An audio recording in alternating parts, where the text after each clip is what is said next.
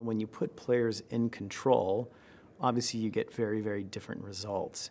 And the challenge becomes, I think there's a few challenges actually. The first one is, how do you convince the player that they are in this world? And I believe it's not as much of a challenge in other games, but in Dead Space we said, if we're going to make the scariest game of all time, and that was our goal, then number one, you have to be convinced.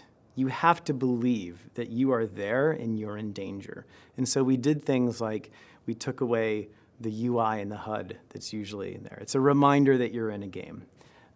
We did things like we said that you're not a space marine, because a space marine would sort of be like, hey, we got this, and think of all the cliche lines that you hear about, sort of ass kicking, big guys in space with big guns.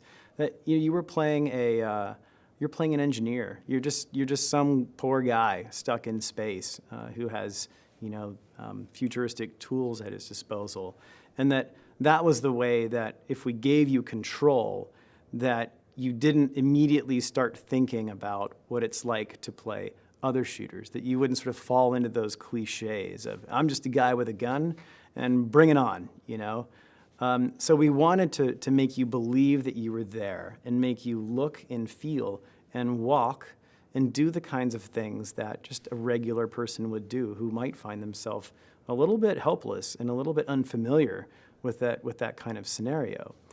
So another thing that we had to think about, though, was that it's oftentimes really difficult in a game because a game lasts a long time. Let's say your game is 10 hours.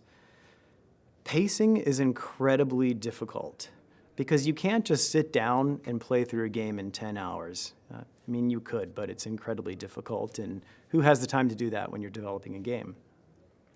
And pacing is very difficult because you can't hit on any one emotion or any one tone for too long. That any kind of experience taken to the extreme and taken for too long, you become desensitized to. So I think films have it slightly easier in the sense that you have a much smaller experience that you're trying to create.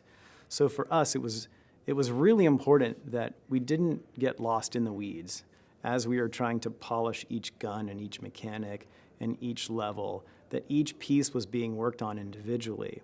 But there had to be someone who stepped back and said, well, let's look big picture. Is this convincing?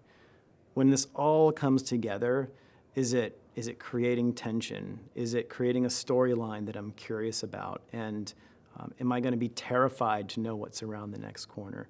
So the process, the reason we had to have a horror producer is because somebody had to keep their eye on that particular part of the game when other people had their eyes on a lot of the details. There's so much polish that has to go into a game, and it is really easy sometimes to forget about the big picture.